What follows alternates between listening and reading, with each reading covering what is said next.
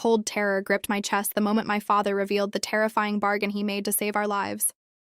We were living in a cramped basement apartment, completely at the mercy of the wealthy Sterling family who owned the massive technology conglomerate where my father worked.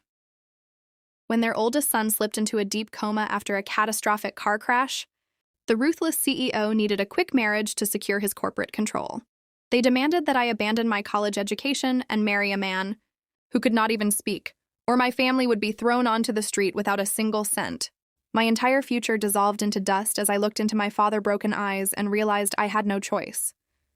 I had spent years working toward my degree, dreaming of a quiet life defined by my own achievements rather than someone else's orders. Yielding to their demands felt like signing away my humanity, yet leaving my father to face complete ruin was something I simply could not do.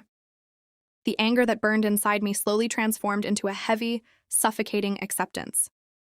I packed my small bag of belongings and prepared to step into a gilded cage where every single person viewed me as worthless trash. The wedding was a total nightmare disguised as an expensive celebration with dozens of rich guests whispering in the back rows. My husband sat motionless in a motorized wheelchair with his eyes closed, completely unaware of the forced vows I whispered into the quiet room. Nobody cheered when the ceremony ended, and the cold silence set the tone for every single day that followed inside the massive Sterling estate. I was instantly treated like an unwelcome servant who had snuck into a world where she did not belong. The grand mansion felt less like a home and more like an icy prison designed to break my spirit. My new mother-in-law made it her daily mission to remind me how much she despised my humble background and ordinary skin. She would purposely throw trash onto the floor just to watch me scrub the polished marble tiles on my hands and knees. Any small mistake brought sharp insults and sudden slaps across my face while the rest of the household staff watched in silence. I quickly learned to keep my head down and move through the hallways like a ghost, desperately trying to avoid her harsh glare. Her endless cruelty made every morning feel like a heavy sentence I had to somehow survive. The situation became even more dangerous whenever my husband's younger brother stumbled through the house after a night of heavy drinking. He was an arrogant monster who believed his family wealth gave him the right to touch me whenever we were alone in the dark corridors. He assumed my vulnerable position meant I would never dare to fight back or complain to his powerful parents. I had to stay constantly alert, memorizing the daily routines of the house just to ensure I was never trapped in an isolated room with him. Navigating that house required constant caution just to keep myself safe from his predatory advances. Despite the daily misery, I found a small shred of comfort in the quiet hospital room where my unresponsive husband lay sleeping. I spent hours sitting by his bedside, reading aloud from my college textbooks and describing the crisp autumn air outside his window. It was the only place in that massive fortune where nobody was screaming at me or trying to hurt my dignity. Even though he never moved a finger, sharing my thoughts with him gave me the strength to endure the nightmare waiting for me back at the house. I cared for him with genuine gentleness because he was just as helpless as I was. Months dragged on in a painful routine until the medical staff witnessed something that left every expert in the building completely speechless. My husband slowly opened his eyes one morning, looking around the room with clear recognition before uttering his very first words in nearly a year.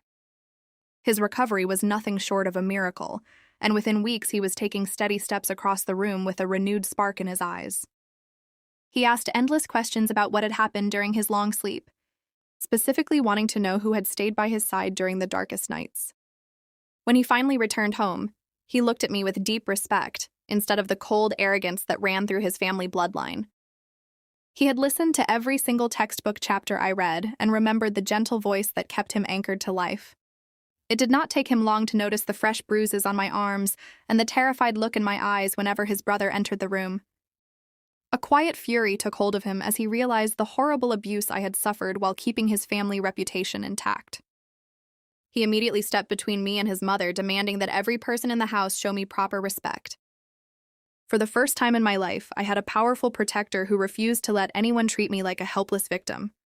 He publicly confronted his younger brother, threatening to expose his disgusting behavior to the company board if he ever stepped near me again. The dynamic inside the massive mansion shifted overnight as my husband wrapped his arm around my waist and made it clear that I was his equal partner. His mother could only glare in silence, unable to strip away my position without angering the rightful heir to the family empire. I finally felt a wave of safety wash over my tired body, However, the greedy CEO had already started plotting his next move behind closed doors. Once his corporate power was fully restored, he called us both into his private office, handing over a stack of legal papers designed to dissolve our marriage quietly without giving me a single dollar. He cold tone made it obvious that he viewed me as a temporary tool that had served its purpose and needed to be thrown away. He expected his son to obey his orders without hesitation, assuming family loyalty would easily overcome whatever bond we had formed during his recovery. My heart hammered in my chest as I waited for the decision that would dictate the entire trajectory of my future life. My husband picked up the legal document, stared at his father with absolute resolve, and slowly tore the paperwork directly down the center. He declared that our marriage was not a business transaction to be canceled, but a genuine commitment that he intended to honor for the rest of his days. He made it clear that if his father tried to push me out, he would walk away from the family fortune and leave the company without a successor. The entire household fell into stunned silence as the wealthy patriarch realized he had completely lost control over his eldest son.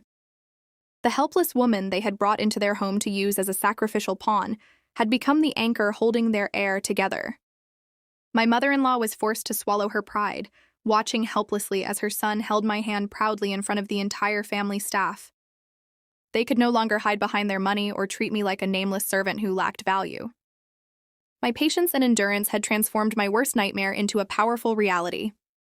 Standing in that grand living room, I realized that my quiet strength had outlasted every ounce of cruelty thrown my way.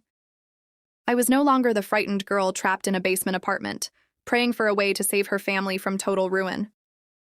I had earned my place through resilience, dignity, and a compassionate heart that refused to be corrupted by the dark intentions of wealthy bullies. The cold mansion no longer felt like a prison, because I was stepping into the future as a confident woman who knew her true worth. Life has a strange way of turning our deepest struggles into the very foundation of our ultimate strength and survival. True power does not come from high titles, massive bank accounts, or forcing helpless people into unfair corners. It comes from keeping your heart gentle when the rest of the world gives you every reason to become bitter and cruel.